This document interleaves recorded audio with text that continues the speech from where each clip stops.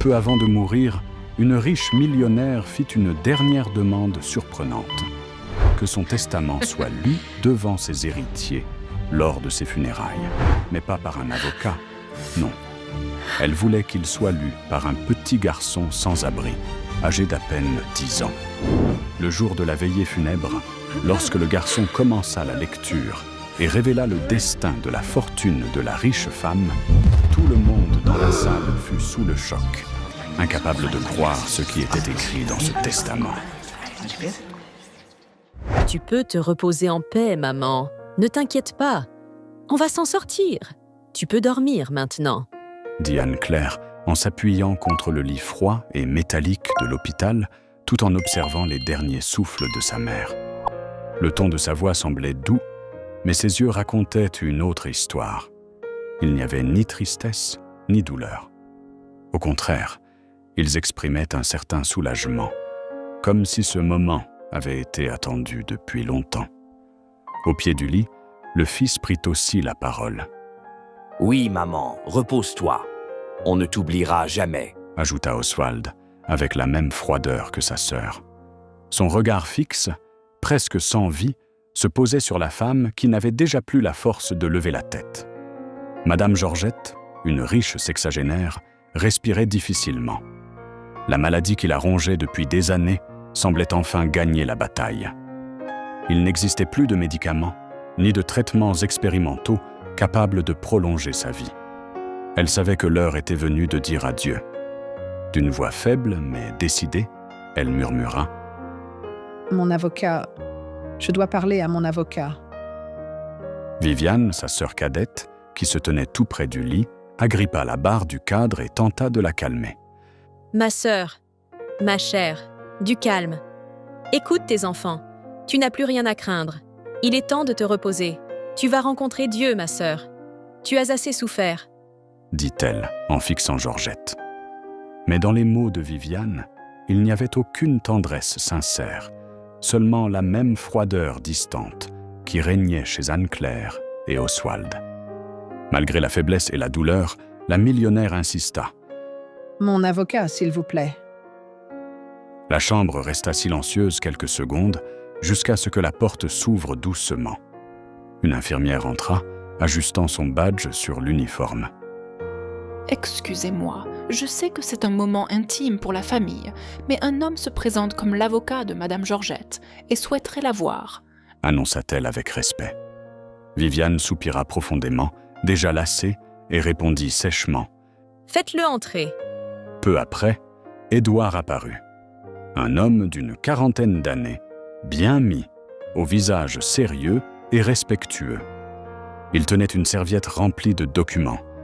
Avocat de longue date de la millionnaire, il ne parvenait pas à dissimuler l'affection qu'il éprouvait pour elle. En la voyant si fragile, ses yeux s'embuèrent d'émotion.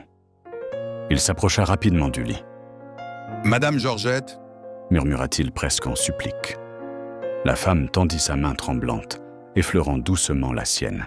« S'il te plaît, Édouard, dis-moi que tu as fait ce que je t'ai demandé. Je ne peux pas mourir sans savoir que mon vœu sera exaucé. » implora-t-elle, d'une voix à peine audible.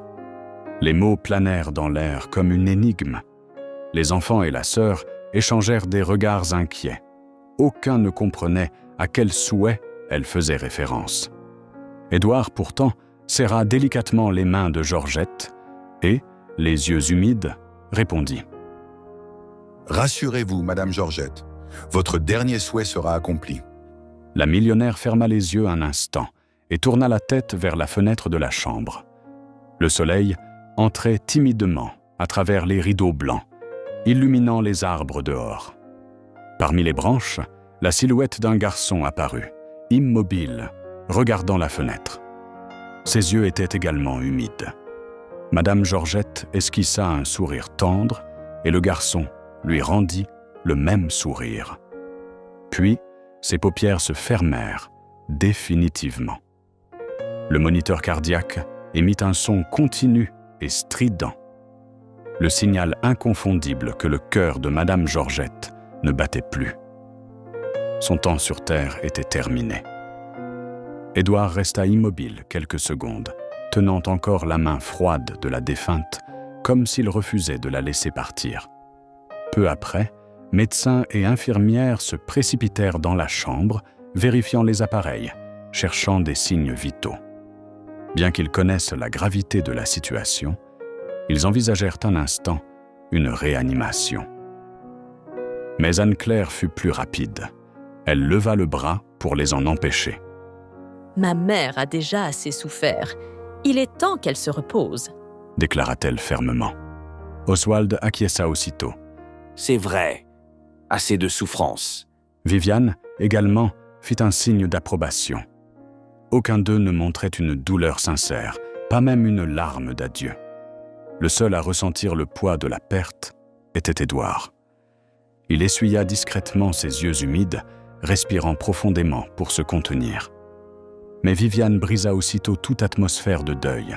« Je vais appeler les pompes funèbres pour qu'elles s'occupent de tout. Il faut organiser les funérailles rapidement. Nous avons tant de choses à régler. Il faut s'occuper du partage des biens au plus vite. » déclara-t-elle en quittant la chambre.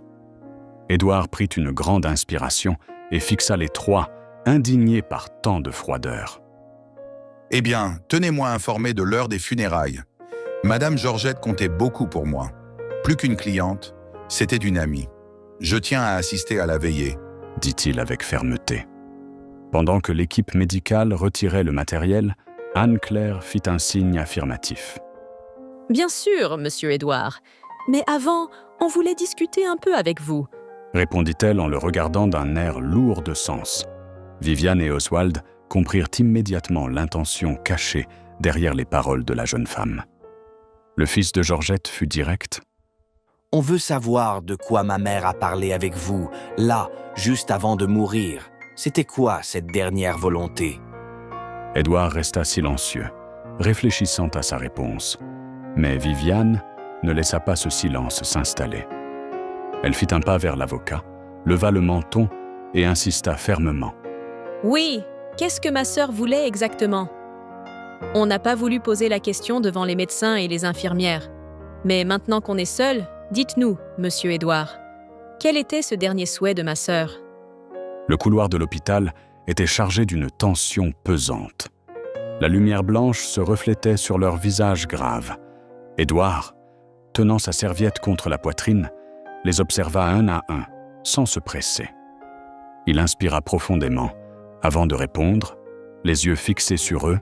« Eh bien, je ne peux rien dire pour l'instant, mais rassurez-vous, vous le saurez bientôt. » Anne-Claire, impatiente, croisa les bras et leva les yeux au ciel. Sa voix trahissait son irritation. « Vous savez qu'on n'aime pas attendre, Édouard. C'est à propos de l'héritage, n'est-ce pas ? Du testament de maman ?» Oswald plissa les yeux, imitant sa sœur, comme pour faire pression sur l'avocat. Mais Édouard garda son calme malgré leur impatience évidente. « Oui, c'est à propos du testament, » confirma-t-il en hochant la tête. « Mais je ne peux rien dire de plus pour le moment. Comme je l'ai déjà dit, vous saurez tout très bientôt. » Il fit une courte pause, remit sa cravate en place et conclut. « Maintenant, si vous voulez bien m'excuser, je dois y aller. On se reverra très bientôt, aux funérailles et à la lecture du testament. » L'avocat s'éloigna, ses pas résonnant dans le couloir. Les trois, par pure politesse, lui firent un léger signe d'au revoir. Mais dès qu'il disparut au bout du couloir, Oswald ne put s'empêcher de lâcher. « Franchement, j'en ai marre de ces surprises. Pourquoi il ne parle pas tout de suite ?» Viviane, plus expérimentée, posa la main sur l'épaule de son neveu, essayant d'apaiser son impatience. « Calme-toi, Oswald. Ça ne doit pas être grand-chose. En fait, j'imagine très bien ce que c'est, cette dernière volonté de ma sœur. » dit-elle, après une courte pause. Les deux la regardèrent attentivement, et Viviane poursuivit d'un ton confiant. « Georgette s'est toujours beaucoup inquiétée pour nous. Sa dernière volonté est simple, que toute sa fortune soit partagée équitablement entre nous trois. Après tout, nous sommes sa famille. Elle voulait juste s'assurer que tout se passerait comme prévu après sa mort. » Anne-Claire poussa un long soupir, presque de soulagement. « Ah, pourvu que ce soit ça. Franchement, la mort de maman a été un soulagement. Ces derniers mois, elle devenait de plus en plus dépendante et insupportable. J'en pouvais plus de tous ces soins. Lâcha-t-elle, sans le moindre remords. Son frère acquiesça aussitôt, hochant la tête. C'est clair. Si j'avais dû la ramener encore une fois à la maison pour une autre semaine de traitement, je crois que j'aurais pas tenu. Elle était devenue trop collante. Viviane, avec un demi-sourire, conclut. Mais chérie, c'est comme ça. Les malades demandent toujours trop d'attention et ne voient pas que les autres ont aussi une vie à vivre. C'est mieux ainsi que votre mère soit morte. Au moins, maintenant, elle repose en paix et nous. Anne-Claire la coupa, un grand sourire aux lèvres, les yeux brillants d'excitation. Nous, on profite de la fortune qu'elle nous a laissée. Oswald esquissa à son tour un sourire cynique, ajoutant avec entrain. J'imagine déjà où on va partir pour notre premier voyage. Les trois marchèrent dans le couloir de l'hôpital en riant, gloussant comme des hyènes. Leur rire résonnait dans le silence du lieu, contrastant cruellement avec l'ambiance marquée par la mort. Difficile de croire que ces gens venaient de perdre une mère et une sœur. Pour Anne-Claire et Oswald, leur propre mère. Pour Viviane, sa sœur de sang. Mais sur leur visage, aucun deuil, aucune larme. Seulement la joie froide et cynique de ceux qui célèbrent la mort d'un étranger. Pendant ce temps, à l'extérieur, devant l'hôpital, le décor était tout autre. Sous l'ombre d'un grand arbre, un garçonnet pieds nus et frêle était assis, le regard perdu. Le tronc épais et les hautes branches lui offraient une vue privilégiée sur la fenêtre où se trouvait le lit le plus cher de l'hôpital. Dans ses petites mains, il tenait avec précaution une photographie. C'était une photo de Madame Georgette, souriant d'un sourire spontané, plein de vie, bien différent du visage marqué par la maladie de ces derniers jours. Le garçon fit glisser doucement ses doigts sur l'image, comme pour caresser le visage de la femme. Une larme solitaire tomba sur la photo et il murmura d'une voix tremblante. « Repose, en paix, mon ami. » Pendant que la famille riait, l'enfant pleurait. Sa douleur contrastait violemment avec leur indifférence. Un jour s'était écoulé depuis la mort de Madame Georgette. C'était le matin, et le soleil inondait la grande demeure familiale de lumière. Le ciel était clair, et le chant des oiseaux semblait annoncer un nouveau départ. Anne-Claire, vêtue d'une robe noire moulante, regardait par la fenêtre l'éclat du jour. Ses lèvres se pincèrent de mécontentement. Je peux pas croire qu'avec un temps pareil, on doive aller à des funérailles. J'aurais préféré enfiler un bikini et aller à la plage. J'ai tellement besoin de refaire mon bronzage, dit-elle, en ajustant ses cheveux devant son reflet dans la vitre. Oswald, assis sur le canapé, donna un petit coup de pied dans le vide et rit en acquiesçant. Franchement, une plage maintenant, un petit match de beach volley avec les potes, ce serait le top. Ils auraient pu enterrer maman hier soir, non? Pourquoi attendre autant? On va perdre la journée. Viviane, qui observait en silence jusque-là, s'approcha lentement de la fenêtre. Elle posa une main sur chaque épaule de ses neveux et nièces, les regardant droit dans les yeux. Son ton, calculé mais sans remords, résonna dans la pièce. « Mes chers, du calme. On aura tout le temps d'aller à la plage et ailleurs. Aujourd'hui, c'est le jour d'enterrer votre mère. Il vaudrait mieux qu'on ait l'air un peu plus abattu, sinon les gens vont dire qu'on est sans cœur. » Les paroles de leur tante flottèrent dans l'air, leur rappelant qu'il fallait sauver les apparences. Anne-Claire et Oswald échangèrent un regard complice. Même sans le moindre chagrin, ils savaient qu'il faudrait jouer la comédie devant les autres. Les funérailles approchaient, et avec elles, la révélation du mystère entourant la dernière volonté de Madame Georgette. Anne-Claire ajusta ses boucles d'oreilles dorées, qui bougeaient légèrement, puis soupira d'agacement. En plus d'aller aux funérailles, faut encore que je pleure et que je ruine mon maquillage. Non mais, c'est la meilleure, râla-t-elle, levant les yeux au ciel, comme si c'était un énorme fardeau. Oswald, affalé dans le fauteuil du salon, croisa les bras et lança avec dédain. Les gens comprennent pas qu'on est content parce que maman se repose. C'est tout. Y a pas de quoi pleurer. Tout le monde finit par mourir. Les gens sont trop sentimentaux. Viviane, observant les deux se préparer, laissa échapper un petit rire discret et conclut, sans la moindre trace de deuil. Mes chéris, ce n'est qu'une journée. Une seule journée. Et après, on profite de la fortune. Dit-elle d'une voix calme, déjà tournée vers l'avenir. Vêtus de noir, ils partirent ensemble pour le cimetière de la ville, où la cérémonie devait avoir lieu. Le lieu était déjà prêt. D'immenses couronnes de fleurs multicolores décoraient chaque recoin. Le parfum sucré du lys se mêlait à celui de la rose blanche, et un tapis de pétales couvrait le chemin menant au cercueil. Des entrepreneurs renommés, de vieux amis, des parents éloignés, et même quelques curieux occupèrent les sièges. Madame Georgette n'était pas une femme ordinaire. Son parcours de vie en inspirait plus d'un. Elle avait commencé sans rien, cousant dans un petit atelier à l'arrière de sa maison, et grâce à son talent, sa persévérance et son esprit d'entreprise, elle avait bâti un véritable empire.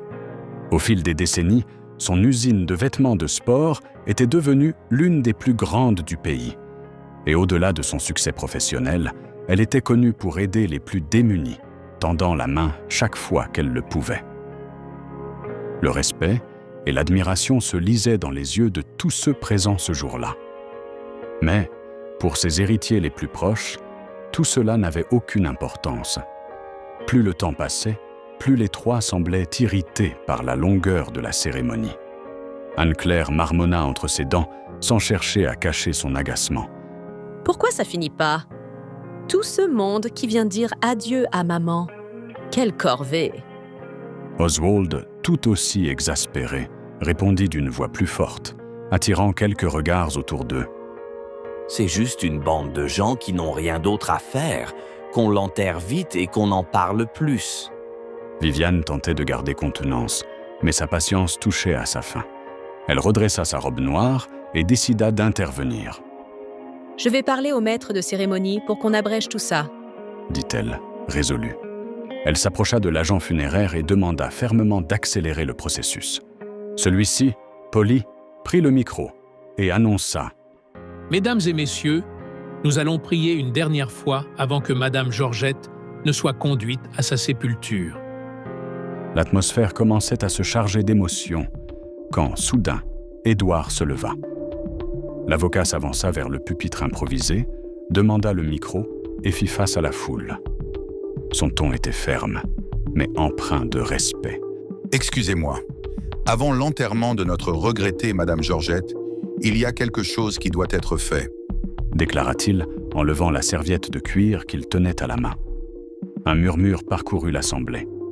Viviane, mal à l'aise, fronça les sourcils et murmura presque pour elle-même. « Mais qu'est-ce que c'est que ça ?» Comme s'il l'avait entendu, Édouard répondit aussitôt, d'une voix projetée pour que tous entendent « Voici le testament de Madame Georgette. Avant de mourir, elle m'a fait une dernière demande. » L'avocat inspira profondément, marqua une brève pause, puis poursuivit. Elle a souhaité que le testament soit lu d'une manière particulière. Au lieu d'être révélé seulement à la famille, en réunion privée, elle a précisé qu'il devait être lu ici, aujourd'hui, lors de ses funérailles, devant tout le monde. Le public se regarda, surpris. C'était inhabituel, presque étrange. Mais personne n'osa contester. Les enfants et la sœur de la défunte étaient tout aussi déconcertés. Mais au fond d'eux, ils pensaient qu'il ne s'agissait que d'une nouvelle façon pour Madame Georgette d'exposer sa générosité, confirmant que tout leur reviendrait. Anne-Claire, incapable de contenir son impatience, fit un pas en avant. « Alors vas-y, lis ce testament, Monsieur Édouard. On sait déjà ce qu'il contient. Si maman a insisté pour que tout le monde l'entende, qu'elle a tout laissé pour nous, eh bien lis-le. Lis-le devant tout le monde. Qu'il sache bien qui sont les vrais héritiers de toute sa fortune. Nous, évidemment. lança-t-elle, adressant un sourire triomphant à son frère et à sa tante. Un silence tendu s'installa, jusqu'à ce qu'Édouard s'éclaircisse la gorge et lève la main pour calmer l'impatience de la jeune femme. « Pardon, mademoiselle Anne-Claire, mais il y a un détail que je n'ai pas encore eu le temps de préciser. » dit-il d'un ton grave. Tous se penchèrent légèrement vers lui, attentifs. Il reprit : « Votre mère a demandé que ce testament soit lu ici, pendant les funérailles. Mais elle a aussi précisé qu'il ne devait pas être lu par n'importe qui. Ce n'est pas moi qui vais le lire. » La révélation provoqua une vague de murmures dans le public. Oswald, toujours avide de se mettre en avant, ne manqua pas l'occasion. Il afficha un large sourire, fit un pas vers l'avant et bomba le torse avec assurance. « Bien sûr que ce n'est pas toi qui vas le lire. Ce sera moi. Je suis son fils, son premier fils. » déclara-t-il, fier de lui. Avançant vers l'avocat, il ajouta, toujours sûr de lui : « Je ne m'y attendais pas, mais en y pensant bien, c'était évident que maman m'avait choisi. C'est sûrement écrit dans ce testament que 50% de la fortune me reviennent et que les autres 50 seront partagés entre ma sœur et ma tante. » Le silence retomba une nouvelle fois sur l'assistance. Tous les regards se tournèrent vers Édouard, attendant sa réaction, tandis qu'Oswald savourait déjà sa mise en scène. Mais avant que l'avocat ne puisse répondre, et avant même qu'Oswald ne s'approche du testament, Viviane s'empressa d'intervenir. La tante, et sœur de la défunte, s'avança d'un pas décidé et, avec un sourire triomphant, se plaça devant son neveu. « Ah, mon cher neveu, ne sois pas naïf, » dit-elle d'un ton ironique, secouant la tête. « Si ta mère a voulu faire une chose pareille, c'est qu'il y a forcément un secret derrière. Mais non, ce n'est certainement pas pour te laisser la moitié de tout. » Elle ouvrit grand les yeux, afficha un sourire encore plus large que celui de son neveu et continua, la voix gonflée de vanité. « Je peux déjà deviner ce qui s'est passé et qui ma sœur voulait pour lire ce testament. Moi, bien sûr, » déclara-t-elle en se frappant la poitrine. Viviane éleva délibérément la voix pour que tout le monde l'entende. « Je suis sa petite sœur, mais aussi son bras droit. Parmi les héritiers, je suis celle qui a le plus d'expérience de la vie.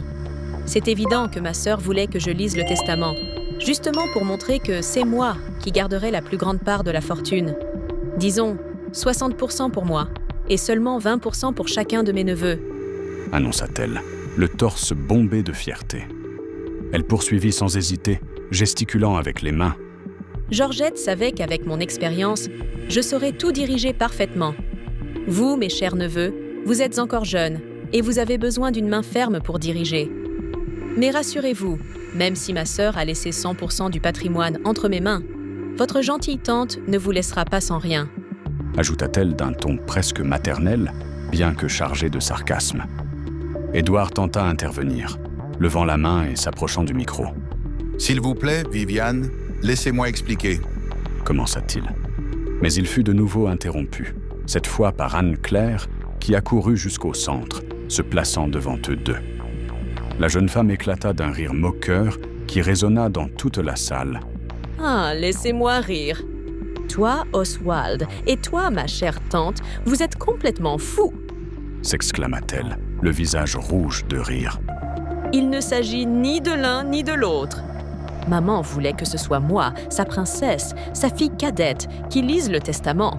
Elle a toujours su que j'étais la plus raisonnable. » Elle redressa le menton, croisa les bras et ajouta avec arrogance : « En plus, j'ai étudié la gestion. Je suis la plus compétente ici. C'est moi qui vais prendre le contrôle du patrimoine de maman. À mon avis, la répartition doit être de 70% pour moi et 15% pour chacun de vous. Ou peut-être, comme vous l'avez dit, tante Viviane, que maman a laissé 100%. Mais pour moi... » Anne-Claire rit encore, savourant les regards de malaise que lui lançaient les deux autres. « Mais ne vous inquiétez pas, je ne vous laisserai pas à la rue. » ajouta-t-elle en s'inclinant d'un geste exagéré. Ce fut à ce moment-là que le chaos éclata. Les héritiers, auparavant unis dans leur indifférence, se trouvaient maintenant en pleine guerre. Chacun accusait l'autre, cherchant à se présenter comme le véritable choisi de la défunte. Les voix se chevauchaient et l'atmosphère de recueillement céda la place à une querelle honteuse. Certains des invités portèrent de la main à la bouche, choqués. D'autres chuchotaient entre eux, et quelques-uns secouèrent la tête avec indignation. L'ambiance était à la stupeur. Édouard, excédé par la dispute qui prenait une tournure grotesque, frappa la main sur le pupitre et cria de toutes ses forces. « Assez!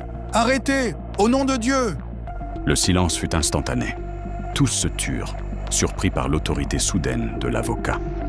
Il prit une grande inspiration et, les regardant droit dans les yeux, déclara d'une voix ferme.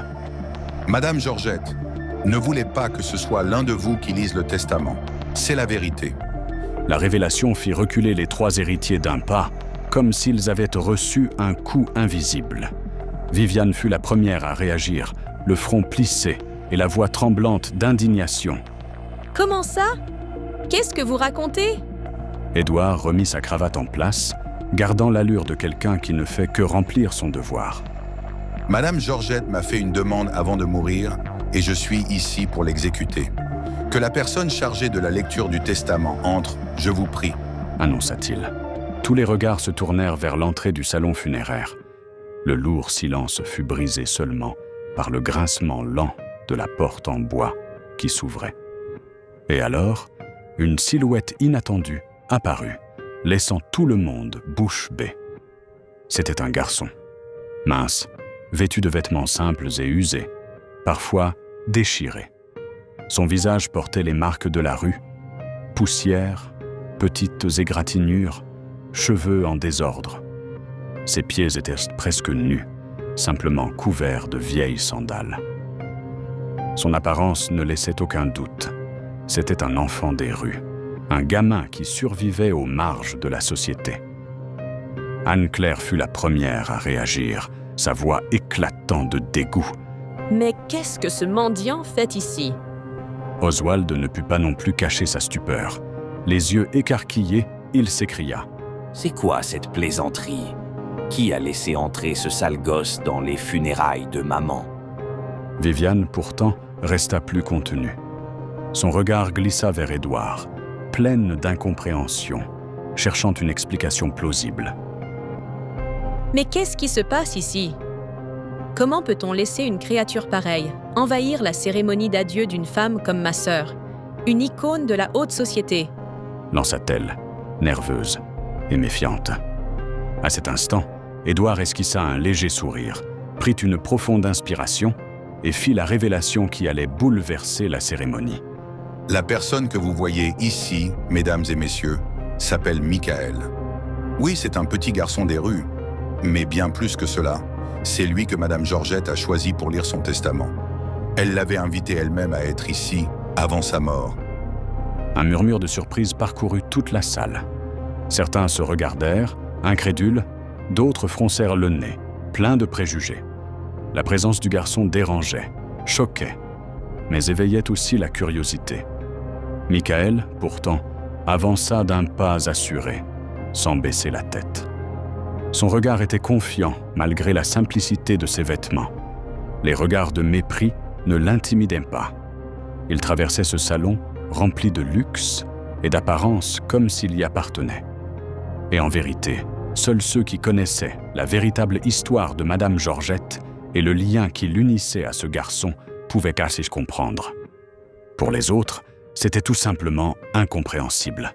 Et pour connaître réellement l'histoire de Madame Georgette, savoir qui était ce garçon et pourquoi une millionnaire avait demandé à un enfant des rues de lire son testament pendant ses funérailles. Et surtout, découvrir ce qu'elle avait écrit dans ce document. Il fallait revenir en arrière.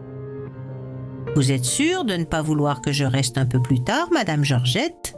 Demanda Thérèse, la fidèle employée de maison de la majestueuse demeure, en ajustant son tablier blanc tout en observant sa patronne avec inquiétude. Madame Georgette, s'appuyant sur une canne à cause de la maladie qui lui rongeait les forces, jour après jour, promena son regard sur le grand salon. L'endroit avait été transformé.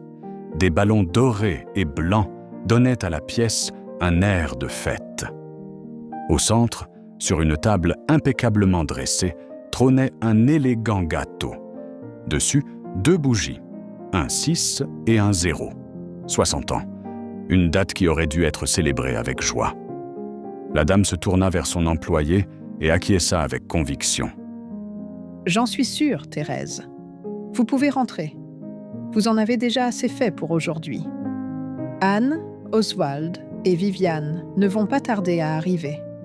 Je veux passer ce dernier anniversaire avec ma famille, mes enfants et ma sœur que j'aime tant dans cette vie. » dit-elle avec un doux sourire, bien que ses yeux trahissaient une lueur de mélancolie. Thérèse serra les lèvres, essayant d'éloigner ce pressentiment. « Madame Georgette, ne dites pas des choses pareilles. Vous avez encore de longues années devant vous. » répondit-elle. Mais la fêtée soupira profondément, résignée. « Je suis reconnaissante pour les années que Dieu m'a données. S'il a décidé que mon heure approche, qu'il en soit ainsi. Merci encore, Thérèse. Rentrez vous reposer tranquillement. Je vous garderai un morceau de gâteau. » L'employé, ému, prit sa patronne dans ses bras. « D'accord, Madame Georgette. Mais si vous avez besoin de quoi que ce soit, appelez-moi. Encore bon anniversaire, et s'il vous plaît, chassez cette idée absurde de mourir bientôt. » Georgette la remercia d'un sourire chaleureux, mais au fond d'elle, elle savait. Ce n'était pas du pessimisme, c'était la vérité. Sa route touchait à sa fin. Épuisée, elle s'assit dans un fauteuil de velours, doux et confortable. Ses yeux détaillaient chaque décoration, chaque éclat doré reflété sur les meubles luxueux. La demeure, imposante, était le témoin silencieux d'une vie entière de travail et de réussite. Elle ferma les yeux un instant et pensa, en silence, « Au moins, je laisserai une vie confortable à ceux que j'aime. » Regardant l'horloge murale, elle murmura pour elle-même, « En parlant d'eux, ils devraient déjà être là. Où sont passés mes enfants et ma sœur ?» Les aiguilles poursuivirent leur course impitoyable. 1 heure, 2, 3. 3 heures s'étaient écoulées depuis l'heure prévue. Le cœur de Georgette se serrait un peu plus à chaque minute. Elle tenta de se rassurer avec des excuses. Peut-être que la voiture était tombée en panne. Peut-être qu'Anne-Claire mettait trop de temps à se préparer. Peut-être qu'ils avaient confondu l'heure. Mais plus le temps passait, plus l'évidence s'imposait. Quelque chose n'allait pas. « Ils ne devraient pas être aussi en retard. » murmura-t-elle, la voix tremblante. Elle décida alors d'enfreindre une règle qu'elle respectait toujours, les appeler. Ses enfants et sa sœur se plaignaient souvent d'être dérangés, prétextant des affaires importantes. Mais l'angoisse fut plus forte que la prudence. Elle composa le numéro de sa fille, le téléphone sonna plusieurs fois, puis tomba sur la messagerie. Elle essaya celui de son fils, encore moins de tonalité. Messagerie. Avec Viviane, ce fut pire. Le téléphone ne sonna même pas, comme s'il était éteint. Une pression monta dans la poitrine de l'anniversaire. Rapidement, elle écrivit le même message aux 3. « Il s'est passé quelque chose ? Je vous attends pour ma fête de mes 60 ans. Donnez-moi des nouvelles, s'il vous plaît. » Le portable resta dans ses mains, comme une dernière lueur d'espoir.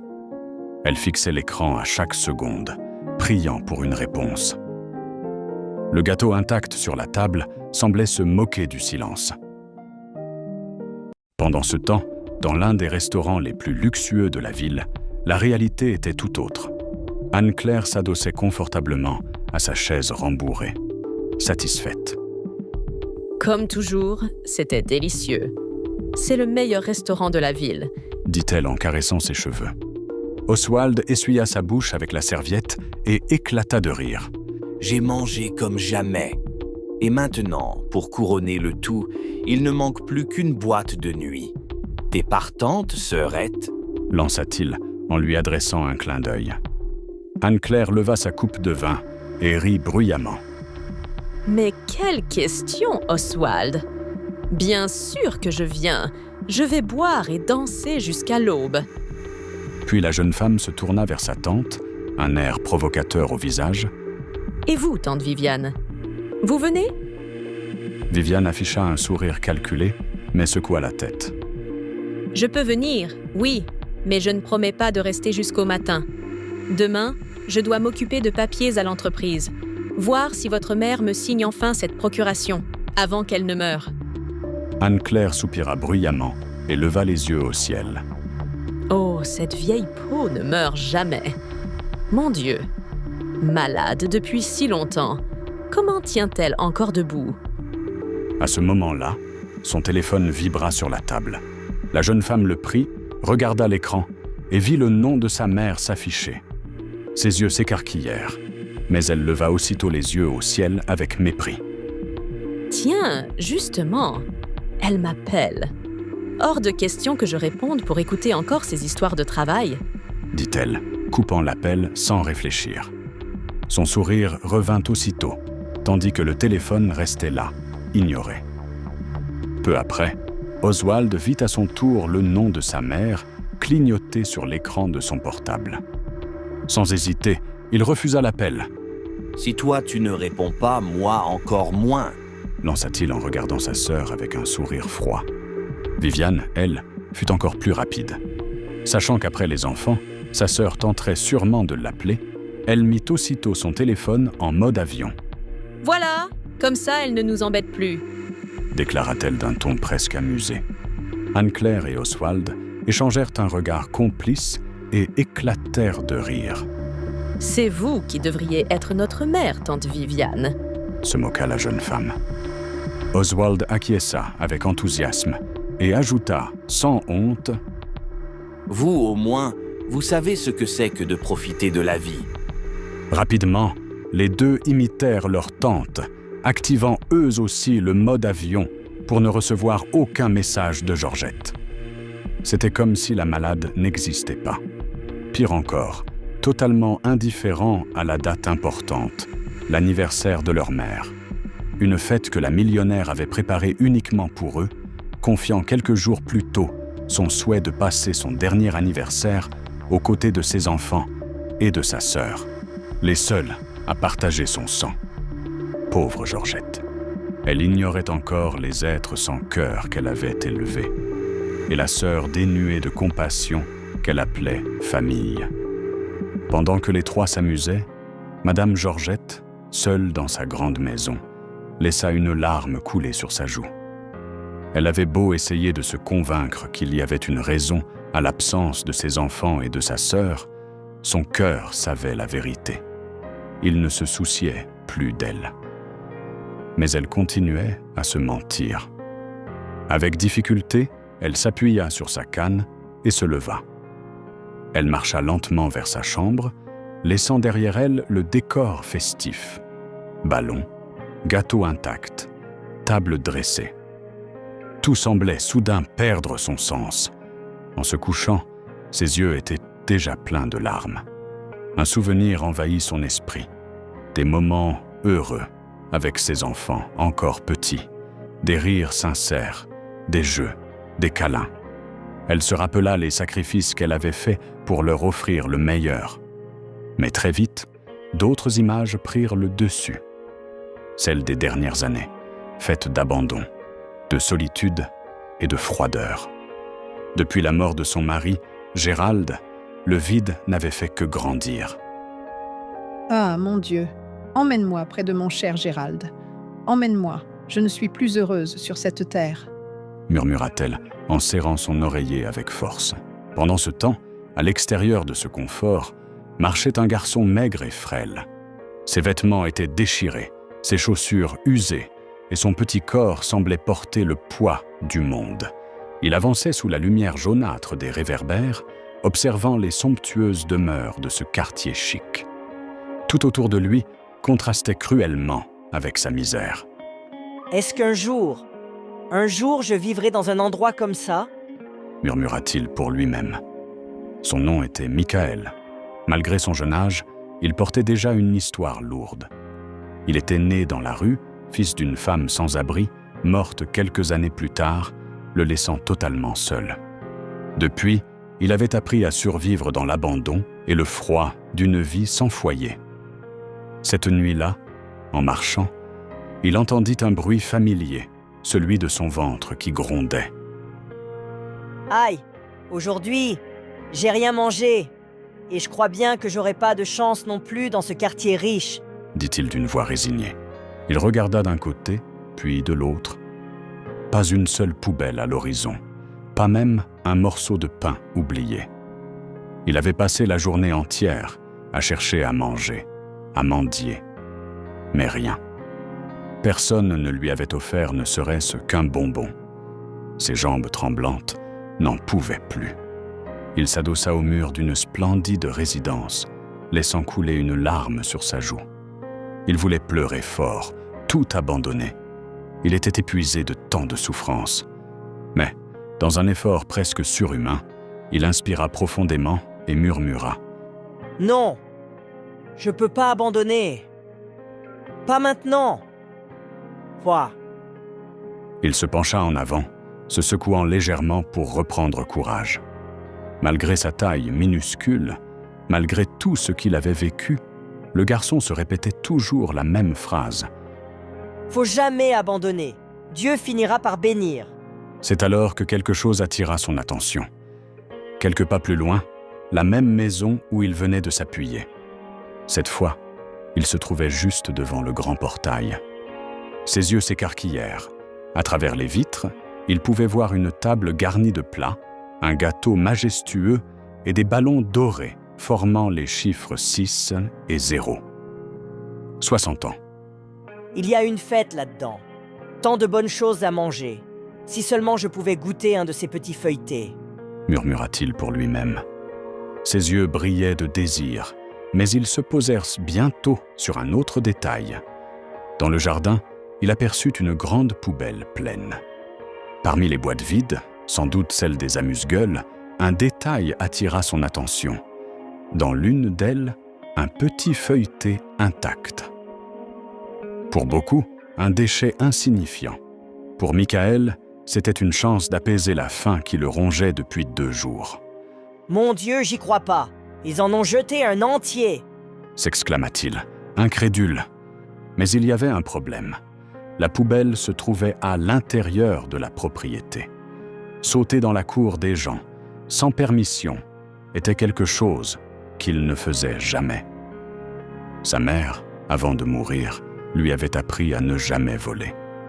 Mais la faim était si forte, si douloureuse, qu'il commençait à y penser.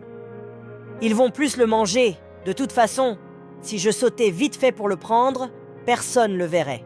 Pensa-t-il, la main sur son ventre vide. Puis il ferma les yeux et murmura. Non, je peux pas. C'est mal. Le petit luttait contre lui-même, entre la morale qu'il avait héritée et le besoin brutal de survivre. Mais demandez, c'est pas mal. Murmura Michael, essayant de se donner du courage. Avec ses petites mains calleuses, il se mit à taper doucement des mains devant la grande maison. Des applaudissements timides, faibles, mais pleins d'espoir. Toute la journée, il avait demandé de la nourriture dans différents endroits et n'avait entendu que des refus. Mais, comme il se le répétait toujours, « Le nom, je l'ai déjà !» À l'intérieur de la demeure, l'atmosphère était tout autre. Madame Georgette était encore allongée sur son lit, les larmes coulant sur son visage ridé. Le sommeil ne venait pas, seulement des pensées douloureuses. Et soudain, elle entendit des applaudissements. Léger, venant du portail, surprise, malgré sa faiblesse, elle se redressa avec une énergie inattendue, s'appuyant sur sa canne. Son cœur battait fort. Qui ça peut bien être? Ce sont peut-être mes enfants et ma sœur. Ils ont oublié la clé. Je le savais. Je savais qu'ils ne m'avaient pas abandonnée. Dit-elle pour elle-même, laissant naître une étincelle d'espoir au milieu de la solitude. Pleine d'entrain, convaincue que sa famille était enfin arrivée, elle marcha difficilement jusqu'à la porte. Elle l'ouvrit avec des mains tremblantes, mais la scène devant le portail n'était pas celle qu'elle attendait. Là, se tenait un enfant. Un garçon frêle, aux vêtements sales et déchirés, la peau marquée par la pauvreté. De grands yeux brillants, mais pleins de besoins. Madame, pardon de vous déranger. C'est que je voulais vous demander quelque chose. Dit doucement le petit Michael. Georgette, confuse, s'approcha un peu plus pendant qu'il achevait. J'ai vu qu'il y a une fête chez vous, et j'ai remarqué un petit feuilleté jeté à la poubelle. Je crois que vous n'allez pas l'utiliser. Est-ce que vous pourriez me le donner? J'ai tellement faim. La demande toucha la millionnaire en plein cœur. Elle regarda la poubelle, puis derrière elle, où la table abondante demeurait intacte, remplie de petits plats soigneusement préparés. Elle déglutit difficilement et reporta son regard sur le garçon. Depuis toujours, elle était connue pour sa générosité, ses bonnes actions, sa compassion. Et voir un enfant réduit à mendier un reste de nourriture serra douloureusement sa poitrine. Je vais te préparer une assiette, mon petit. Pas celle de la poubelle. Je vais te servir des feuilletés tout frais et aussi un morceau de gâteau. Répondit-elle d'une voix douce mais ferme. Les yeux du garçon s'illuminèrent. Son cœur bondit de joie. Pourtant, il secoua la tête, poli. Merci beaucoup, vraiment. Mais les feuilletés, c'est déjà bien. Inutile de couper le gâteau. Les invités sont pas encore arrivés. Faut pas couper le gâteau avant. Expliqua-t-il timidement, par respect. Madame Georgette baissa les yeux et soupira. Les invités ne viendront pas, malheureusement. Je crois que mes enfants et ma sœur ont oublié mon anniversaire. Alors je peux bien le couper pour toi, ce gâteau. Avoua-t-elle d'une voix tremblante. Michael écarquilla les yeux, bouleversé. Attendez, vous avez préparé tout ce banquet et personne ne va venir à votre fête? C'est vrai? Les yeux de Georgette s'embuèrent de larmes. Avant qu'elle ne réponde, le garçon ajouta, la voix pleine d'émotions sincères. Vous savez, je suis qu'un gamin des rues tout sale, mais si vous voulez, je peux rester avec vous. On peut chanter joyeux anniversaire. Personne ne devrait passer son anniversaire tout seul. Et puis, faut faire un vœu avant de couper le gâteau. On peut pas le couper sans faire un vœu.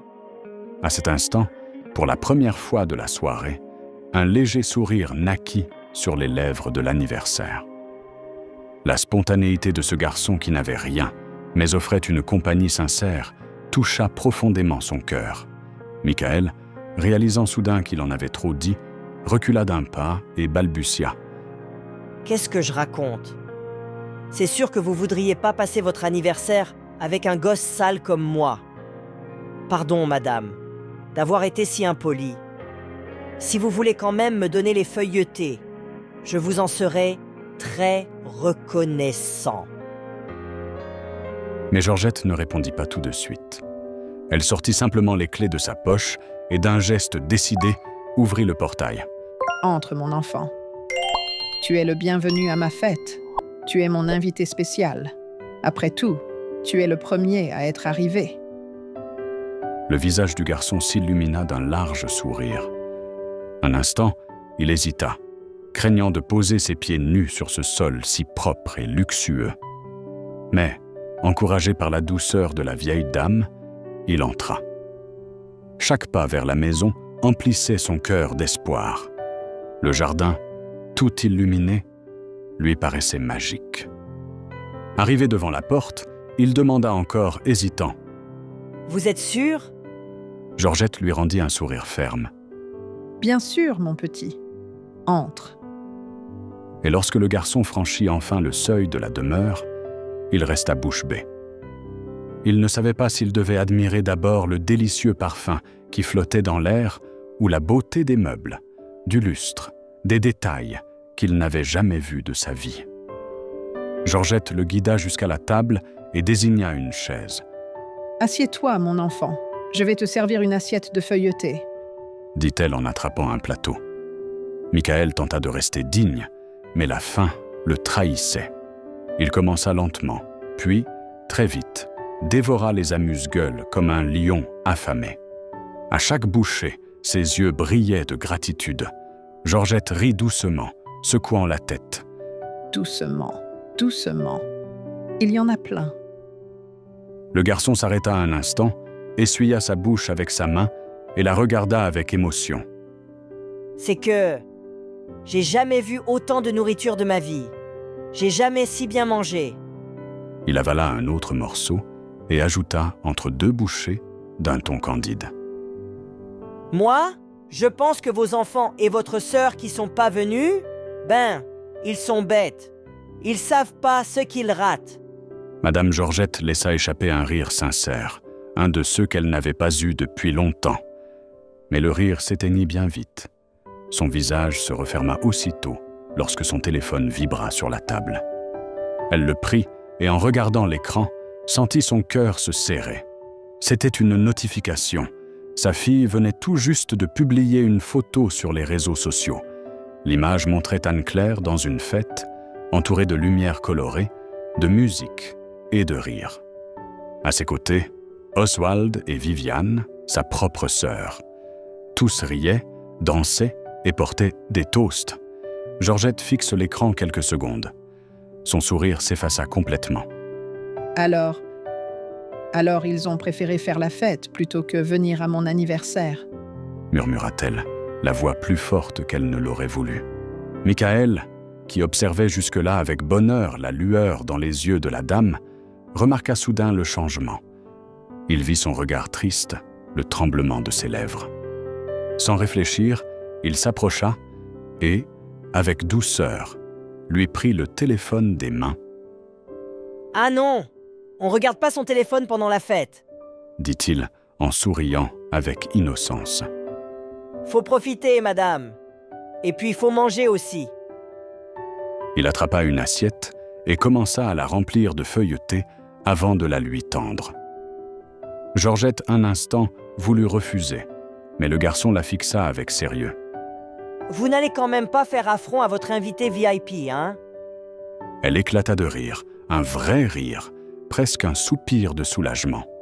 Elle prit l'assiette et commença à manger lentement, savourant non seulement la nourriture, mais aussi la tendresse qui l'accompagnait.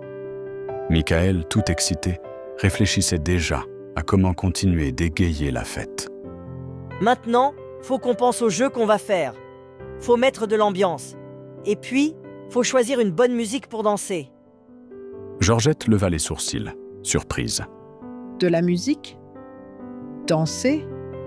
Mon enfant, s'il y a bien une chose que je sais pas faire, c'est danser. Le garçon éclata d'un grand sourire, agitant la main comme pour chasser l'excuse.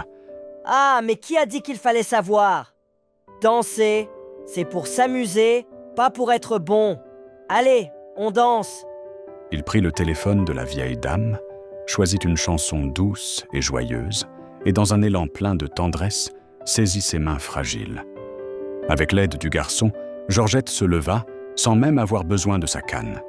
Ses pas étaient lents, hésitants, mais elle y arrivait. « Tu vois ? Tu y arrives !» s'exclama-t-il, tout joyeux. « Tu nous caches ton talent. Je suis sûr qu'avant, t'étais une danseuse professionnelle. » La femme éclata de rire, émue. Pendant un instant, elle fut transportée dans le passé. Elle se revit danser avec son grand amour, Gérald, aujourd'hui disparu. Elle sentit à nouveau ses mains, entendit son rire, la vieille musique du poste de radio. Et pour la première fois depuis longtemps, danser lui sembla une façon de revivre. Cette nuit, commencée dans les larmes, se remplissait maintenant de rire. Madame Georgette dansait, tournait lentement, soutenue par Michael. Le garçon, riant aux éclats, la guidait comme un vrai petit gentleman. Pendant des heures, ils jouèrent, dansèrent, parlèrent, et Georgette, oubliant la maladie, rit comme elle ne l'avait pas fait depuis des années. Après une dernière chanson, épuisés, ils tombèrent assis sur le canapé. Le cœur de la femme semblait plus léger.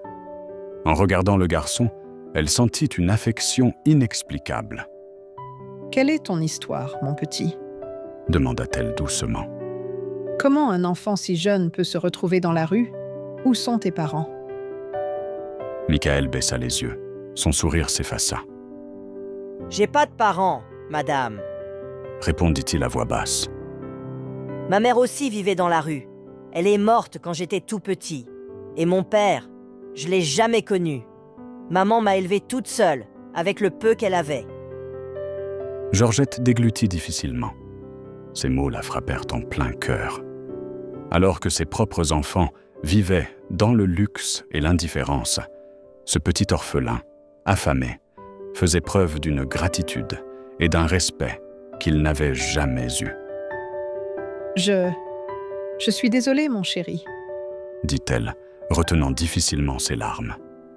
Mais Michael leva aussitôt les yeux et sourit, comme pour la consoler. C'est pas grave, vraiment. Ce qui compte, c'est que j'avance. Et un jour, j'aurai une maison aussi belle que la vôtre. Je crois que Dieu va m'aider. Il va le faire. Une larme glissa lentement sur la joue de la millionnaire. Il y avait quelque chose dans la foi simple de ce garçon qui la désarmait complètement. Et alors, il demanda, curieux, « Et vous, madame, c'est quoi votre histoire ?» Madame Georgette prit une profonde inspiration. Un instant, son regard se perdit dans le vide, comme si son esprit repartait des décennies en arrière. Elle commença à parler lentement, émue. « Ah, mon histoire, mon enfant, elle est longue. Depuis toute jeune, j'ai appris la valeur du travail. J'ai commencé avec un petit atelier, à coudre seule, jour et nuit. Et avec le temps, j'ai grandi. J'ai bâti tout cela à la force de mes mains. Je me suis mariée, j'ai fondé une entreprise, j'ai vécu des jours merveilleux avec mon mari. Mais après son départ, tout est devenu plus difficile. Il ne me restait que mes enfants et ma sœur, Viviane. Michael écoutait en silence, attentif, sans jamais l'interrompre. Ses yeux brillaient d'intérêt. Contrairement aux enfants de la vieille dame, qui évitaient toujours de l'écouter, le garçon semblait vouloir comprendre chaque mot, comme si chaque détail avait de l'importance. Georgette continua, la voix pleine d'émotion. Après la mort de mon mari, je me suis sentie seule. L'entreprise a prospéré, l'argent est venu, mais avec lui, le vide aussi. Mes enfants se sont éloignés, chacun a suivi sa route. Et il y a quelques années, j'ai découvert que j'avais une maladie rare. Elle m'affaiblit peu à peu. Malheureusement, elle en est à son dernier stade. Et celui-ci, c'est probablement mon dernier anniversaire. Dit-elle, la voix brisée. Le garçon bouleversé s'approcha un peu plus, les yeux déterminés. Dernier anniversaire ? Dites pas ça. Dieu peut tout changer. Moi, j'y crois. Georgette sourit, touchée par la foi du garçon. Moi aussi j'y crois, mon fils. Mais si telle n'est pas sa volonté, alors je veux au moins partir en sachant qu'il existe encore des gens bons dans ce monde, des gens comme toi. Michael lui prit la main avec douceur.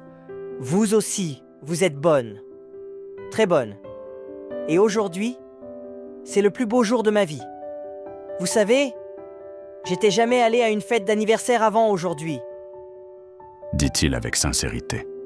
Madame Georgette inspira profondément, mais ne put retenir ses larmes. Elles coulèrent chaudes sur son visage, et en voyant cela, Michael n'hésita pas une seconde. Il s'approcha et l'enlaça dans un câlin fort, sincère, rempli de pureté. Je sais que je suis pas de votre famille, mais je suis là, dit-il d'une voix douce mais ferme. Ma mère disait toujours que c'est pas important qui est à nos côtés. L'important, c'est d'être heureux et de rendre ce moment vrai. Alors, soyons heureux ce soir, Madame Georgette. Moi, parce que j'ai enfin le ventre plein. Et vous, parce que vous fêtez vos 60 ans. Oubliez le reste. Il rit, tendant la main vers elle, l'invitant à danser encore. La millionnaire le regarda, surprise. Il y avait chez lui une sagesse rare, quelque chose qu'on ne trouve pas toujours même chez les adultes riches et instruits. Un si petit garçon, si fragile, et pourtant plein de lumière. Sans hésiter, elle prit sa main. Cette fois, elle ne s'appuya pas sur sa canne. Elle se leva, plus ferme que depuis des semaines, et tous deux se remirent à danser. Ils dansaient en souriant. Le garçon faisait tourner doucement la vieille dame, qui riait de ses pas maladroits. Pendant quelques instants, le poids de la maladie s'effaça. La douleur, l'abandon, la solitude, tout semblait rester hors de cette pièce lumineuse. Après un moment, Michael s'écria joyeusement. « C'est l'heure de couper le gâteau, de le couper et de faire un vœu. » Les yeux de Georgette s'illuminèrent. Elle se dirigea vers la cuisine, prit une allumette et, d'une main tremblante, alluma les 2 bougies, le 6 et le 0, qui couronnaient le gâteau.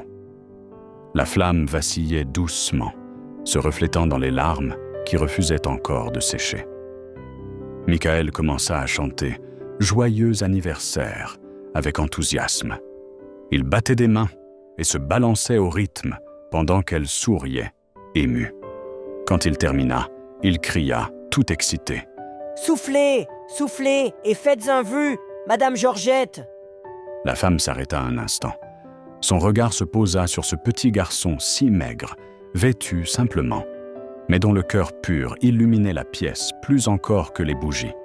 « Et toi, mon petit, quel vœu tu ferais si tu étais devant le gâteau ?» demanda-t-elle avec tendresse. Le garçon réfléchit quelques secondes, se grattant la tête.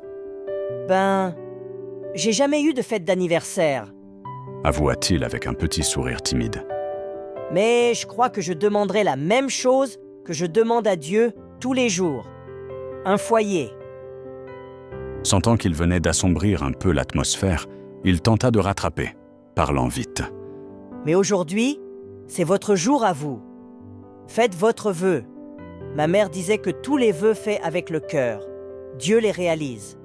Demandez à guérir vite. Demandez, il vous entendra. » Georgette ferma les yeux et prit une profonde inspiration. Le silence emplit la salle pendant quelques secondes. Puis elle souffla doucement les bougies, laissant la fumée s'élever dans l'air. Lorsqu'elle rouvrit les yeux, elle souriait paisiblement. « Qu'est-ce que vous avez demandé ?» demanda Michael, curieux. Elle lui fit un clin d'œil et répondit « Si je te le dis, il ne se réalisera pas. C'est un secret.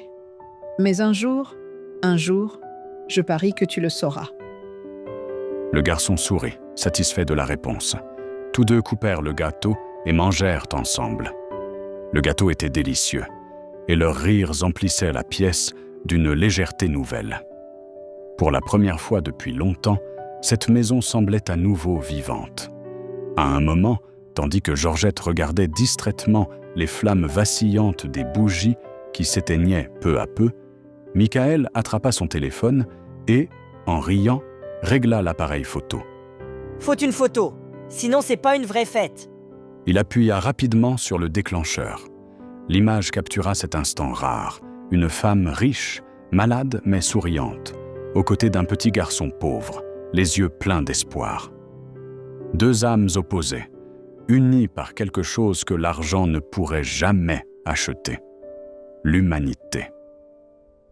Ils discutèrent pendant des heures. Michael racontait des histoires drôles de la rue, parlait des endroits où il avait dormi, des gens qu'il avait rencontrés. Madame Georgette l'écoutait, fascinée, riant parfois, pleurant d'autres fois. Mais le temps passa. Peu à peu, le garçon commença à bâiller. La fatigue, mêlée à la chaleur du ventre plein, finit par l'emporter. Il s'allongea sur le canapé du salon, essayant de lutter contre le sommeil, mais celui-ci gagna vite. En quelques minutes, Michael dormait profondément, un léger sourire aux lèvres. Georgette l'observa un long moment, émue. Elle s'approcha, prit une couverture et la posa doucement sur lui. « Merci pour cette soirée, mon enfant. Merci de tout cœur. » murmura-t-elle en ajustant le plaid. Avant d'aller se coucher, elle éteignit les lumières et jeta un dernier regard vers le garçon. Pour la première fois depuis longtemps, elle se sentit en paix. Elle monta à l'étage, se coucha et, contrairement à toutes les autres nuits, s'endormit sereinement, sans penser à ses enfants ni à sa sœur. Pendant ce temps, de l'autre côté de la ville, la nuit avançait. Au milieu des lumières clignotantes et de la musique assourdissante d'une boîte de nuit, Viviane, Anne-Claire et Oswald s'amusaient encore. Ce n'est que lorsque la musique baissa que Viviane, un peu ivre, décida d'allumer son téléphone. Dès qu'elle le fit, elle vit les notifications accumulées. Elle lut le dernier message et écarquilla les yeux. « Mon Dieu, on a oublié l'anniversaire de votre mère !» s'écria-t-elle, alarmée, en montrant l'écran à ses neveux. Anne-Claire, qui dansait encore au milieu de la piste, fronça les sourcils avec dédain. « Oh non! Je peux pas croire que c'était ce soir, cette fichue fête !» Oswald, riant, ajouta. « Ce soir? Non, sœurette. Hier soir, il est déjà 3 heures du matin.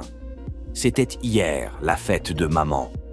Et maintenant qu'on n'est pas allé, imagine si elle décide de changer quelque chose dans le testament. » Anne-Claire haussa les épaules. « Faut pas exagérer. Qu'est-ce qu'elle pourrait bien faire? On est sa seule famille. Elle ne ferait jamais rien contre nous. » Viviane, plus pragmatique, intervint. « Quoi qu'il en soit, elle risque de retarder la signature de cette fichue procuration. Et on va devoir attendre qu'elle meure pour tout récupérer. Allons-y, on trouvera une excuse. Tout indique que c'est sa dernière année de vie. Autant faire cet effort. » Oswald souffla, contrarié. « Quelle galère! Juste quand la fête devenait sympa. Mais bon, allons-y, hein? Pas le choix. » Et ainsi, les trois quittèrent la boîte de nuit, riant encore, se moquant, sans se douter de ce qui les attendait. Tandis que la nuit demeurait silencieuse dans la demeure de Georgette, une nouvelle présence reposait paisiblement là. Un petit garçon endormi sur le canapé qui allait, sans le savoir, changer à jamais le destin de cette famille. Les trois arrivèrent devant la maison silencieuse. Le grand portail brillait sous la faible lumière de la rue. Viviane fut la première à rompre le silence. « On dirait que tout est éteint. Votre mère doit déjà dormir, » dit-elle, en réajustant son manteau avec dédain. Anne-Claire, jouant avec ses cheveux, rit d'un ton moqueur. « Évidemment qu'elle dort. Il est presque 4 heures du matin. Mais on va la réveiller. On crie « Surprise !» Maman adore ça. Elle oubliera vite qu'on n'est pas venu hier soir. Oswald approuva avec un sourire malicieux. « Exactement. Et on dira que tante Viviane était malade, qu'on a dû l'emmener à l'hôpital, qu'elle se sentait pas bien. Ça marche à tous les coups. » Viviane acquiesça, satisfaite, et les trois s'avancèrent jusqu'à la porte principale. Le bruit des talons d'Anne-Claire résonnait sur le sol en marbre. Mais dès qu'ils entrèrent, la maison plongée dans le silence leur sembla étrangement froide. Et quand Anne-Claire alluma la lumière du salon, elle poussa un cri de frayeur mêlé de colère. « Ah! Mais c'est quoi ça? Qu'est-ce que cette créature fait sur notre canapé? » Le petit Michael, qui dormait paisiblement, se réveilla en sursaut. Il bondit du canapé, effrayé. Avant qu'il n'ait pu dire un mot, Oswald s'élança et le saisit brutalement par les bras. « Sale gosse dégoûtant! T'as osé entrer chez nous? Je devrais appeler la police pour toi, misérable. Dégage d'ici, dégage !» hurla-t-il, en le traînant violemment vers la porte. Viviane se pinça le nez avec dégoût. « Lave-toi bien les mains après avoir jeté cette chose dehors, Oswald. Ce môme doit grouiller de microbes et de bactéries. Mon Dieu, je vais devoir faire brûler le canapé, ce canapé que j'aime tant !» cria-t-elle, hystérique. Michael essayait de se justifier, tremblant de peur. « Attendez, j'ai rien envahi. J'ai été invité. C'est Madame Georgette qui m'a appelé. C'est elle qui m'a invité à sa fête d'anniversaire. J'ai rien fait de mal. » implora-t-il, les yeux remplis de larmes. Mais Anne-Claire, prise de colère, s'avança et, sans pitié, lui donna une gifle violente. Le claquement sec résonna dans le salon. « Ferme-la, petit vermin, ferme-la! Tu ne connais même pas notre mère !» hurla-t-elle furieuse. Le garçon chancela, une main sur la joue, abasourdi et terrorisé. À l'étage, Madame Georgette, qui dormait d'un sommeil léger, sursauta en entendant la dispute. Son cœur s'emballa. Cherchant à comprendre, elle se leva difficilement, s'appuyant sur sa canne, et se rendit dans le couloir. Arrivée près de l'escalier, encore étourdie, elle entendit un chœur de voix venant du salon. « Surprise! Joyeux anniversaire !» Les enfants et la sœur criaient ensemble, forçant des sourires faux.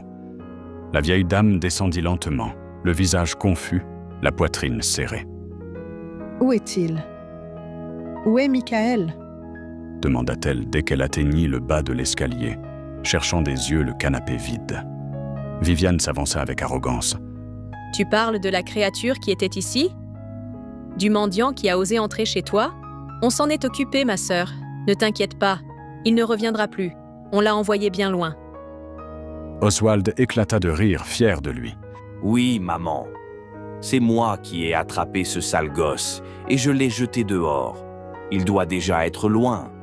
Tu peux être tranquille. » Anne-Claire ajouta en agitant la main, comme pour chasser une odeur. « Et maintenant, comme tante Viviane a dit, il faudra juste brûler ce canapé. On ne sait jamais quelle maladie ce sale gamin a pu laisser ici. Mais on s'occupe de tout, t'inquiète pas. » Le visage de Georgette se transforma complètement. Le sang quitta ses joues. Elle sentit ses jambes faiblir et dut s'appuyer sur sa canne. « Non, mais je l'avais laissé entrer. Il n'a pas de maison. Mon Dieu, il faut le retrouver. » balbutia-t-elle désespérée. Mais Viviane fut plus rapide et se plaça devant sa sœur. « Ma chère sœur, tu ne te rends plus compte de ce que tu dis. Une raison de plus pour me signer cette procuration. Tu comprends? Cette maladie commence à te faire perdre la tête. Comment peux-tu laisser un gamin sale entrer ici? » Anne-Claire s'approcha avec une fausse douceur, posant la main sur l'épaule de sa mère. « C'est ça, maman. Oublie ce petit crasseux. On est venu pour fêter ton anniversaire. » Oswald ajouta, riant. « On a eu un petit contretemps. On a dû emmener tante Viviane chez le médecin. C'est pour ça qu'on est en retard. Mais on est là maintenant. » Madame Georgette les regarda en silence. Elle savait la vérité. Elle avait vu la photo de la soirée, savait qu'il mentait, mais elle préféra ne rien dire.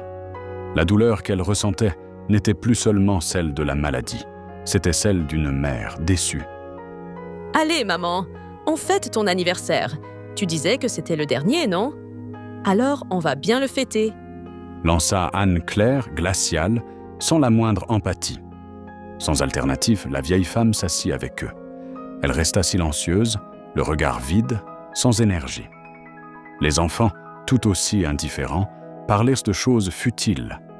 On voyait bien qu'aucun d'eux ne voulait être là. Moins de 10 minutes plus tard, Viviane se leva, tapant dans ses mains. « Bon, allons tous dormir maintenant. Demain matin, Georgette, tu signeras cette procuration. Il faut bien que je m'occupe de tout pour toi, ma sœur. » dit-elle avec un sourire hypocrite. Georgette hocha simplement la tête, sans la force de répondre. Pendant ce temps, dans les rues froides et sombres, Michael courait. Il courait aussi vite qu'il le pouvait, la joue encore brûlante du coup reçu. Les larmes se mêlaient à la fine pluie qui commençait à tomber. Chaque pas était un mélange de peur et de chagrin. Comment une femme aussi bonne que Madame Georgette peut avoir des enfants et une sœur aussi méchante? Pensait-il, cherchant refuge sous un porche.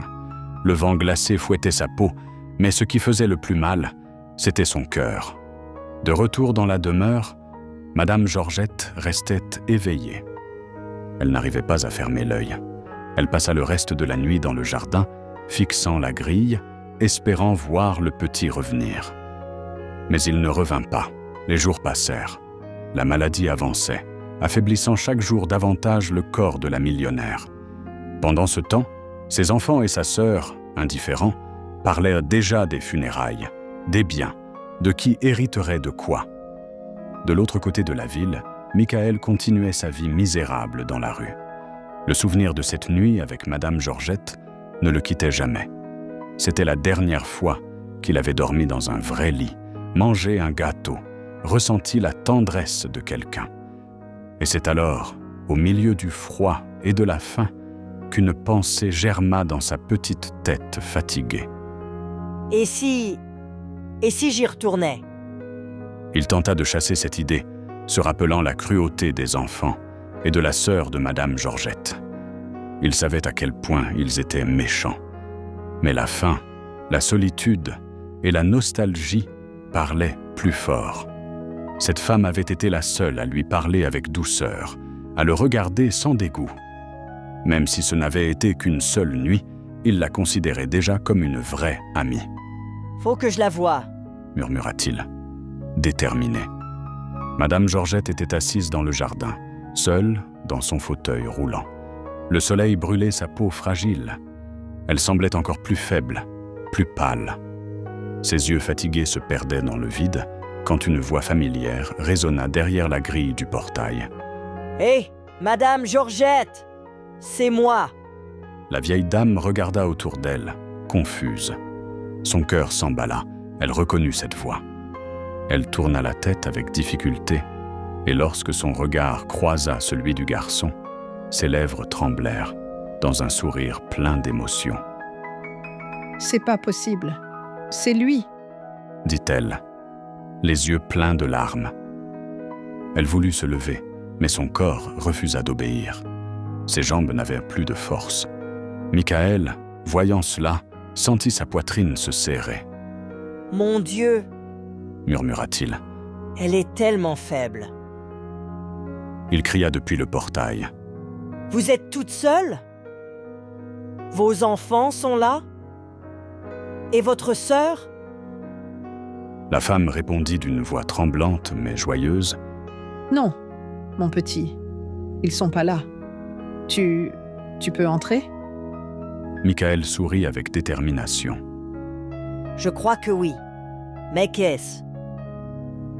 Il regarda autour de lui, évaluant le grand mur. Une branche d'arbre dépassait près du portail. Il grimpa avec l'agilité d'un enfant habitué à survivre.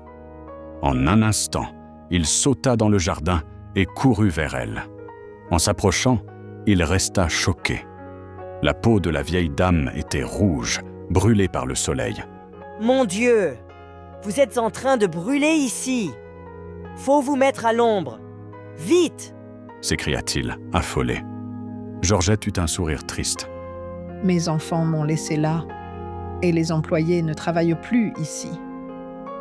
Je pensais qu'ils reviendraient vite, mais il semble que non. » Sa voix était faible, à peine audible. La vérité était cruelle. Ses enfants voulaient qu'elle parte le plus vite possible. Ils en avaient assez d'elle. Ils la laissaient en plein soleil, réduisaient sa nourriture, ignoraient ses besoins. Ils comptaient sur la maladie pour faire le reste. Michael, révolté, cria « Non! Vous pouvez pas rester là! Pas question !» Avec précaution, il posa ses mains sur les bras fragiles de la vieille dame et de toutes ses forces, poussa le fauteuil vers la maison. La sueur coulait sur son front, mais il ne s'arrêtait pas. Une fois à l'intérieur, il demanda, paniqué. « Vous avez de la crème solaire? Une pommade? Quelque chose pour les brûlures ?» Georgette montra faiblement du doigt. « Dans ma chambre, sur la coiffeuse. » Le garçon courut aussitôt. Il fouilla dans les tiroirs, trouva la crème et une pommade. Il lut rapidement l'étiquette. « C'est écrit pour les brûlures. Ça devrait t'aider. » dit-il en revenant précipitamment. Avec douceur, il appliqua la pommade sur ses mains et ses bras. Madame Georgette le regardait, les yeux embués. Ce même garçon des rues, affamé et abandonné, prenait soin d'elle comme un fils, peut-être mieux qu'un fils. « Je crois qu'ils en ont assez de moi, mon enfant. » murmura-t-elle d'une voix cassée. « Ils veulent que je parte. Et quelque part, ils ont raison. Je ne fais que leur causer du souci. » Michael s'arrêta, la fixa avec fermeté. « Mais bien sûr que non. C'est eux qui ont tort. Vous méritez d'être aimés et protégés, pas abandonnés. Vous savez quoi? J'ai une idée. » dit-il, un grand sourire éclairant son visage. Georgette haussa les sourcils. Quelle idée, mon petit. Le garçon gonfla la poitrine et répondit fièrement. À partir d'aujourd'hui, tant que vos enfants seront absents, c'est moi qui vais m'occuper de vous. Vous n'êtes pas seule, Sarah. Madame Georgette. La vieille dame secoua la tête, émue, essayant de refuser. Non, mon cher, ce n'est pas nécessaire. Tu m'as déjà tant aidé. Mais Michael resta ferme. Ce jour-là, c'était le plus beau jour de ma vie. Si vous ne m'aviez pas donné à manger, peut-être que je serais plus là aujourd'hui. Maintenant, c'est à mon tour de vous rendre ce que vous m'avez donné. Laissez-moi prendre soin de vous. Les larmes roulèrent sur les joues de la millionnaire sans qu'elle puisse les retenir. Ce petit garçon, si jeune, montrait un amour et une loyauté que ses propres enfants n'avaient jamais eus. Georgette sourit à travers ses larmes. D'accord, j'accepte. Mais avant tout, tu dois manger. Ton ventre gargouille, je l'entends d'ici. Le garçon rit, gêné, et la vieille dame se rendit à la cuisine pour préparer quelque chose de simple. Ainsi, naquit une nouvelle routine. Chaque jour, quand il voyait que les enfants et la sœur étaient repartis, Michael revenait discrètement. Il entrait par le même arbre et s'occupait d'elle. Il lui tenait compagnie, racontait des histoires, lui lisait des livres, mettait de vieilles chansons. Parfois il dansait, même si elle était désormais limitée à son fauteuil roulant. Ils riaient ensemble. Et, pendant ces moments, Madame Georgette oubliait la douleur et la maladie. Pendant ce temps, les enfants et Viviane parlaient avec mépris. Un après-midi, Anne-Claire soupira. « Comment maman est encore en vie? Je comprends pas. On s'occupe presque plus d'elle depuis un moment. J'en peux plus de cette vieille. » Viviane croisa les bras et ajouta froidement. « Moi non plus. Je vois pas l'heure que ma sœur parte. Parfois, j'ai même envie de lui donner un petit coup de main. » Oswald éclata de rire, le regard malicieux. « Ah, ça, oui, envie aussi. Mais on peut pas. Ce serait trop risqué. Faut juste attendre qu'elle claque et nous laisse toute sa fortune.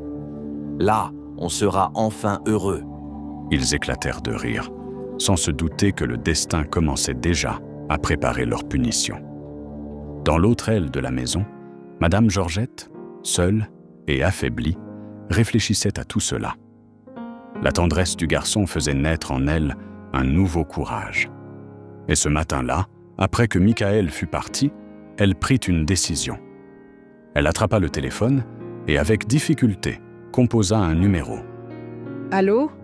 Édouard? Vous pouvez venir, s'il vous plaît?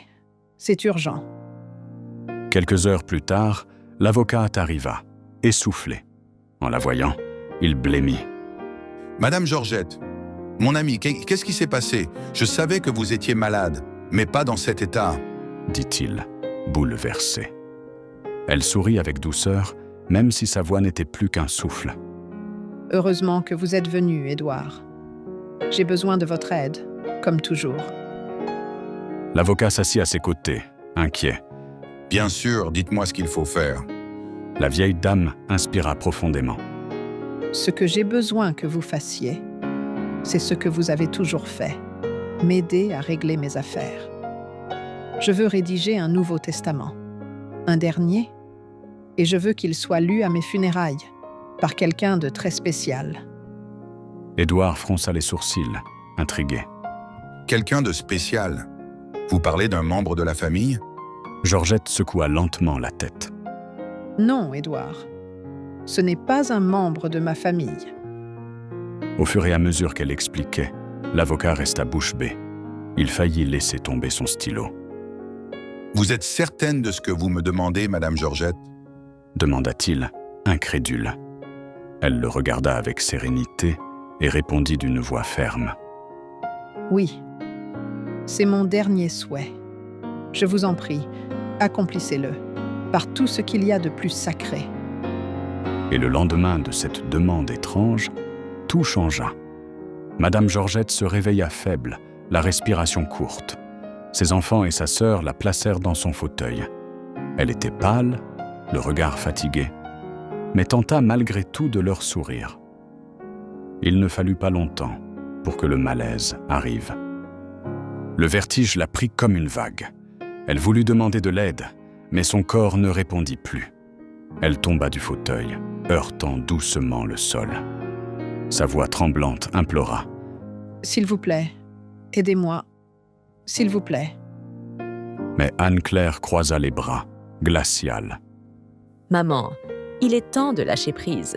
Si on t'aide, tu vas juste souffrir davantage. » Viviane acquiesça, sans la moindre émotion. « Écoute ta fille, ma sœur, c'est fini. » Et Oswald, d'un ton sec, ajouta sans hésiter. « Ouais, maman. Meurs, maintenant. » Ils la laissèrent là, allongée au sol, comme une chose sans valeur, et quittèrent la pièce en claquant la porte. Quelques minutes plus tard, le petit Michael, comme à son habitude, arriva. Il appela plusieurs fois. « Madame Georgette, c'est moi, je suis là !» Pas de réponse. Le silence lui glaça le cœur. Sans réfléchir, il escalada le mur, sauta et courut à l'intérieur. En entrant, il vit la vieille dame étendue, presque sans vie. « Non! Madame Georgette !» cria Michael en se jetant à genoux près d'elle. Désespéré, il attrapa le téléphone de la vieille dame et appela les urgences. Pendant qu'il suppliait qu'on vienne vite, il aperçut sur la table une photographie, celle prise le jour de l'anniversaire. Il la prit et la glissa dans sa poche, sentant que ce serait peut-être le dernier souvenir de son ami. Avant d'être emmenée par les secours, Madame Georgette, dans un dernier effort, tendit sa main tremblante et serra la sienne. Elle sortit un petit papier plié de sa poche et le glissa dans les mains du garçon. « Va à cette adresse, mon enfant. Merci pour tout. Et surtout, n'arrête jamais de croire en tes rêves. Merci de m'avoir rendue heureuse une dernière fois. » Les larmes coulaient sur le visage de Michael, mais il promit d'obéir. Dès qu'elle fut emmenée, il courut jusqu'à l'adresse écrite sur le papier. Là, devant lui, se dressait un immeuble élégant, avec une plaque dorée. Cabinet d'avocat Édouard Novet. Pendant ce temps, les enfants et la sœur de la millionnaire reçurent la nouvelle. « Maman a été emmenée à l'hôpital !» s'écria Anne-Claire, surprise, après un appel de l'hôpital. Ils s'y précipitèrent, cherchant à comprendre qui l'avait trouvée. Quand ils arrivèrent, elle vivait ses derniers instants. Et après avoir parlé à son avocat et lui avoir répété une dernière fois de réaliser son dernier vœu, Georgette, le regard faible, aperçut à travers la fenêtre le petit Michael, dehors, attendant avec inquiétude. Elle lui adressa un dernier sourire. Madame Georgette s'éteignit en paix. Les funérailles furent rapidement organisées. Réunis, les enfants et la sœur affichaient des visages faussement endeuillés. Mais, au fond d'eux, ils savaient. La fortune leur reviendrait. Mais l'imprévisible arriva. Michael entra dans le salon funéraire. Il portait des vêtements simples, le visage propre mais les yeux humides. Dans ses mains, une chemise contenant un document. Le testament. Un murmure parcourut la salle. Anne-Claire éclata de rire, moqueuse. « C'est une mauvaise blague. Comment un gamin comme lui peut être chargé de lire le testament de ma mère ?» Viviane et Oswald se révoltèrent à leur tour, parlant fort, gesticulant. Mais Édouard, l'avocat, se leva et déclara d'une voix ferme. « Silence bas, s'il vous plaît. C'était le dernier souhait de Madame Georgette Santiago, et il sera respecté jusqu'au bout. » Les trois se turent un instant, stupéfaits. Puis ils se rappelèrent. Ce garçon, c'était celui de l'anniversaire. Viviane chuchota avec ironie. « Peut-être que votre mère voulait faire une dernière charité en public. Elle a dû lui laisser quelques miettes. » Oswald ricana. « C'est sûrement ça. Laissons-le lire, et ensuite on s'occupera de la fortune. » Michael inspira profondément, les mains tremblantes. Il ouvrit l'enveloppe. À l'intérieur, une feuille pliée et, glissée dedans, la photo. celle qu'il avait prise avec elle. En la voyant, il ne put retenir ses larmes. Puis, il commença à lire à haute voix, la voix tremblante. « Mon enfant, tu te souviens de cette photo ? Tu te souviens de ce sourire que tu as ramené sur mon visage ? Un sourire que je n'avais plus depuis si longtemps ?» La voix du petit garçon des rues se brisait. Les gens dans la salle se regardaient, émus. Il continua, les larmes coulant sur ses joues. « Cette nuit-là, j'ai fait mon dernier vœu d'anniversaire. Et tu m'as demandé ce que c'était. Je t'ai dit que je ne pouvais pas le révéler. Mais maintenant que je suis parti, je peux. Je n'ai rien demandé pour moi. J'ai prié pour toi. J'ai demandé à Dieu de bénir tes rêves, pour qu'un jour tu aies un foyer. Et puis j'ai compris que je pouvais réaliser ce vœu avant de mourir. » Un silence absolu tomba sur le salon. Anne-Claire mordit ses lèvres. Viviane serra son sac. Édouard observait, le cœur serré. « C'est pour ça que je t'ai demandé de chercher Édouard, mon avocat. » poursuivit-il, la voix nouée. « Ces dernières années, quand j'avais le plus besoin de mes enfants et de ma sœur, j'ai été ignoré, méprisé, maltraité. Mais toi, mon petit, tu m'as donné plus de vie qu'ils ne m'en ont donné en toutes ces années. Tu m'as offert ton attention, ta tendresse, ton amitié. Tu m'as redonné le sourire. » Des sanglots étouffés se firent entendre dans la salle. Michael reprit, respirant profondément. « Et c'est pour tout cela que je te choisis. Je te choisis, Michael Fernandez da Silva, comme mon unique héritier. Et je te lègue ce que tu as toujours voulu. Une belle maison où vivre et un patrimoine suffisant pour que jamais plus il ne manque de pain sur ta table. Mais plus que tout, je te confie la mission d'utiliser cet héritage pour aider d'autres enfants comme toi, pour répandre le bien et l'amour que tu m'as appris. » La salle entière resta figée, et enfin vint le passage final. « Quant à mes enfants et à ma sœur, le temps est venu pour chacun d'eux de gagner sa vie par leurs propres moyens.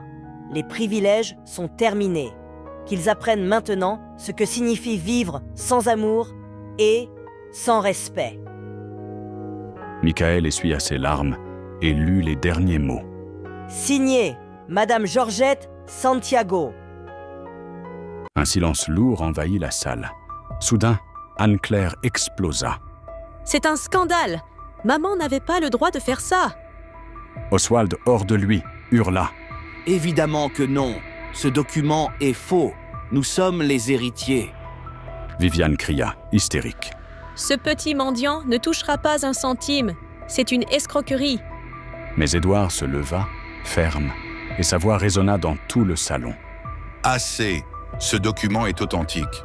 Et selon la loi, puisque les biens de Madame Georgette sont enregistrés dans un autre pays, un pays où il n'existe aucune obligation de réserver une part aux héritiers directs, elle avait parfaitement le droit de tout léguer. Et c'est ce qu'elle a fait. Toute sa fortune a été léguée légalement au jeune Michael. » Un murmure parcourut l'assistance. Viviane et ses neveux restèrent pétrifiés, le visage livide. Ils tentèrent tout pour annuler le testament, diffamer l'avocat, menacer le garçon. Mais rien n'y fit. Durant la procédure, les enregistrements des caméras de la demeure furent révélés. Des images prouvant la négligence, les mauvais traitements et la cruauté froide avec laquelle ils avaient traité leur propre mère. Le verdict fut sans appel. Viviane, Anne-Claire et Oswald furent inculpés et condamnés. Ils perdirent tout jusqu'à leur liberté. Michael, quant à lui, fut recueilli par Édouard, qui devint son tuteur légal. Il s'installa dans la même maison où, autrefois, il avait été humilié. Mais désormais, il y vivait avec dignité et tendresse. Les années passèrent. Michael grandit, fit des études et devint un homme généreux, entièrement dévoué à aider les enfants des rues, accomplissant ainsi le souhait de Madame Georgette. La vieille dame eut droit à des funérailles dignes, couvertes de fleurs blanches. Et, tout au long de sa vie, Michael visita sa tombe. Il y déposait toujours une rose et murmurait doucement. Merci, mon ami, pour tout. Et il tint sa promesse. Il ne cessa jamais de croire en ses rêves et continua de répandre l'amour qu'elle lui avait appris. Dites-moi, approuvez-vous la décision de Georgette d'avoir tout légué à Michael? Ou pensez-vous que ses enfants, malgré leur négligence, méritaient une part? Partagez votre avis dans les commentaires. Et pour finir, écrivez « Héritage de l'amour » dans les commentaires pour me montrer que vous êtes allés jusqu'à la fin de cette histoire et pour que je vous laisse un joli cœur. Si cette histoire de Michael et Madame Georgette vous a touché, j'en ai une autre encore plus émouvante à vous raconter. Cliquez sur la vidéo qui apparaît à l'écran et laissez-vous emporter par une nouvelle histoire émotive. À très bientôt. Et surtout, n'oubliez jamais, l'amour est la plus belle des héritages.